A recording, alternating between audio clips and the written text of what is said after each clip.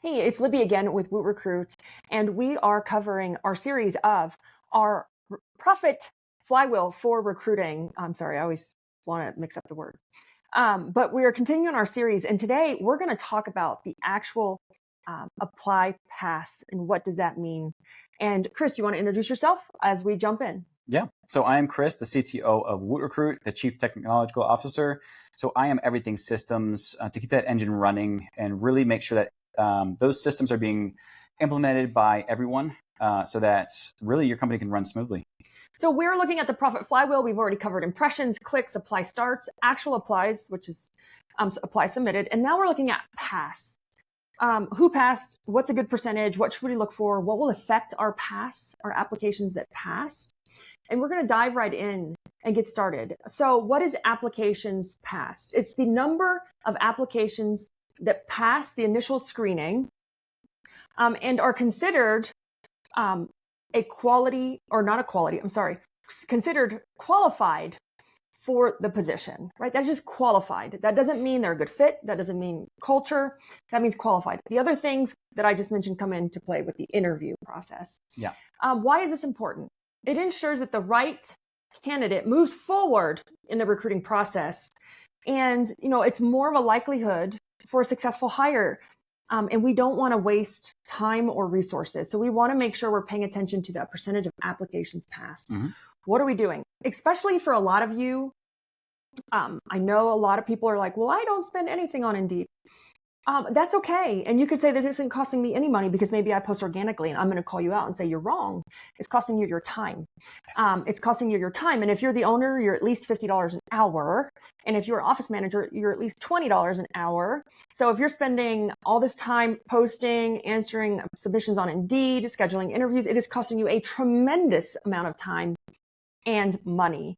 I would probably say that it's probably costing you at least anywhere, if your office manager is doing it, at least $700 to $800 a month. And that's whether you're doing it successfully or unsuccessfully. And that doesn't include if the owner is doing it. That's just like an office manager or a field manager. So, when it comes to that, it's important, again, because we need them to keep moving through the process. We need a good number of them to move through the process because only a certain percentage are going to be qualified. Only a certain percentage are going to show up. So let's dive into, Chris, some key elements that really affect this stage. Yep. And I want to add that this step can be very subjective, and it's tricky for some people because if you don't currently have, let's say, a robust or a thorough process for your recruitment, then what the step might look like is really just you receiving those indications of interest in a very base level from applicants. And this qualify or not qualify, this application's passed step might actually be the determination that you give mentally on that applicant, whether you choose that yes, I want to go ahead and look further into it, or no, I'm just going to skip and pass on to the next submission of somebody who might be interested. So this can look different for a lot of people, but in the context that we use it for, this is for the examples that we give are for those that have a system implemented in their company, either WootRecruit or something else, and what that should look like in terms of those percentages of those that apply past based on those criteria. Mm-hmm. And so we're looking at some examples here. This person has a 64% apply pass rate, which is a strong number. Yeah. Our next example here has a 35% pass rate. This is actually my company, and I purposely made it a little bit more difficult. I put a difficult question as the opener, and it's because the name of my cleaning company is called Organize It, and we're the most organized cleaning company in the world. So we asked a qualifying question around, that being said, how do you feel you can live up to those standards? Yeah. And so it's meant to scare away the disorganized on purpose. And I knew it would lower my percentage. Yeah. And then we have this example who only has a 14%, apply pass percentage. That being said, what are the key elements? What are the key influencing factors that people can look at to help adjust these things? Yes. So I think one thing to add here, and we'll get to it here in just a minute in terms of what range feels right and should be right for the number that pass and the number that don't. Now, most people think that a higher percentage, the closer to 100% is better. But when in reality, there's a specific balance that we want to pitch. Especially here, we've boiled it down to formulas inside of WootRecruit because we know what works in the industries, especially with residential cleaning, commercial cleaning, and lawn care.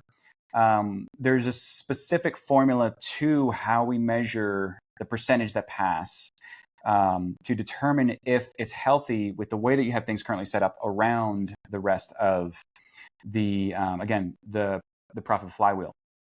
So the things that could influence this in terms of those that pass are, again, making sure that we have appropriate questions in place. If it's aligned with the actual skill set that is required of the job to either qualify or disqualify. Sometimes when you have just rampant, extremely low, then we might be really overestimating the abilities of what people should have for that position, especially if you're talking about entry level. So this can be a make or break moment for some people in trying to identify and look at it, let's say holistically, without bias on the appropriate questions to put in there to know what percentage is right. Yeah, I mean, an example is appropriate questions. An example is someone asking or requiring that someone have a high school degree. Yeah. That could greatly influence the people who pass or fail, but what does it matter? Mm-hmm. Even as far as we've seen where they have asked if they have had some previous college education or experience. So again, it's a very loose topic because every situation is different. And every position is different. Yes. But these are things that you have to look at. Again, looking at the person in the mirror is to make sure that question is aligned with the position and not the person who's leading the company. Yep. And I think as owners, we lose that perspective. We need to look at it from the applicant's perspective. And we need to make sure that, we're asking those relevant questions, but also injecting just a little bit of your culture and how the question is written, right? How it's written. Mm-hmm. We can all ask, certain questions about, do you like pets, or are you allergic to anything? But how you write that specific question it could make a huge impact on your company and who it attracts versus just copying and pasting from other things. It's great to write it in your own words or just let it embody the culture of your company. That's why we really emphasize how organized are you? Yeah. So it's really important, and it's also important not to remember to put interview questions in the application. It's also important to make sure, again, culture, but we want to then jump to demographic relevance. Why is this important and what is it? Yes, this one is probably one of the most overlooked things in my experience.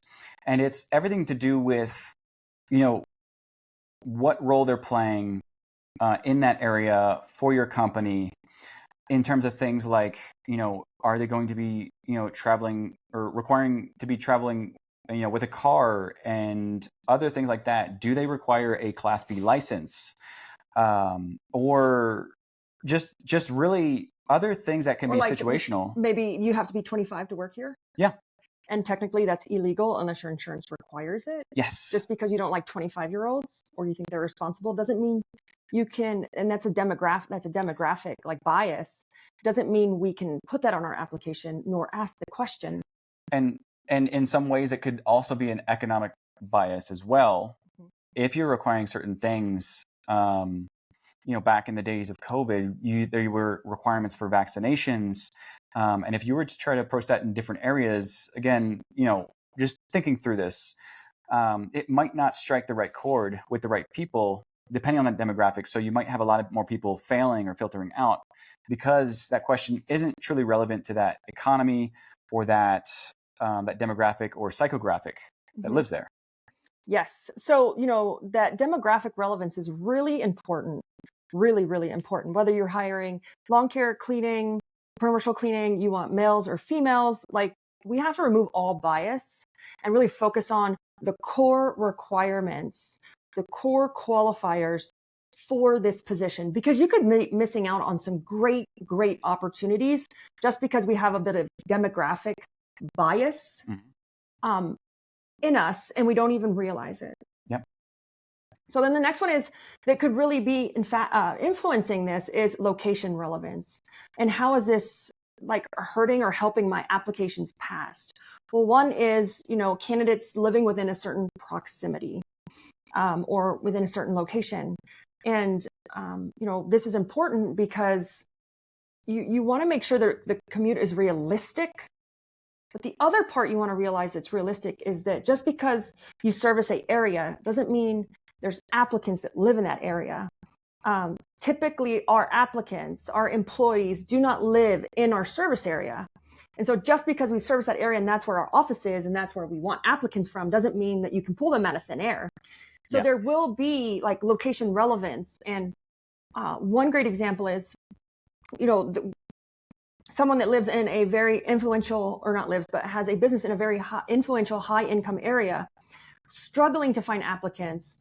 Also, the commute was horrible, even if they live close. But we found a city that was further away in mileage, but faster in drive because there was no traffic to help staff that company. So location relevance is so important, but both ways. Like it can't be too far, it can't be too close. We can't be trying to pull applicants out of influential high income areas because that's where we service. We have to be conscious of what we're asking for. Yeah, I always love the phrase, and I'll repeat this often, is you can't get something from nothing. Yes, definitely. So, at the end of the day, some of our key takeaways on this are, it's important that we have a good percentage of people pass. Remember the examples I showed. We showed a 60%, a 35%, and a 14%. I purposely did that to mine because I wanted a certain type of culture, characteristic, right? Organized. And so you could do this purposely if you have too many applicants, or if you're staffed and you don't need a ton of volume. Yeah. But, err on the side of caution. And then you want to make sure that factors are not influencing your applications past, but you want to figure out, how can I optimize it? How can I streamline it? Let me go through it. Send it to your friend. Send it to a current employee. Say, hey, I need you to apply. Does this feel like us? Was this easy? I mean, we live in a TikTok, what was the word? TikTokification society. And so it can't take forever. I mean, so there's stats out there about if your application takes this long to go through it, your drop-off rate will increase significantly. Yeah. And then lastly, another takeaway is the roles. You want to make sure that your roles are relevant, your questions are relevant. But here's my question to you. That's what I was going to say earlier and I forgot it. We are so fixated on experience. Like, and I asked this person that I was coaching this question. I said, do you not have training, like for your technician, for the field tech? And they're like, yeah, we have great training. And then I said, great, well, what are you looking for in an applicant? Oh, someone that's a good fit, someone that fits in our culture, someone that is a team player, someone that's going to help the company grow. And then I said, so what the heck do you care about experience? What do you care? Because if I have great training, I'm only hiring for culture. That's it. So who cares? So make sure your questions are relevant, because at the end of the day, we can teach skill all day long, but we need to hire for culture, because that is the key. Yes. So those are our takeaways. Again, we are doing a series. So if you enjoyed this one, make sure you keep an eye out for the whole series. This again is the applications past. We've already covered applies, clicks, apply starts, you name it. We've covered a whole bunch previously, and we have a whole bunch more to go.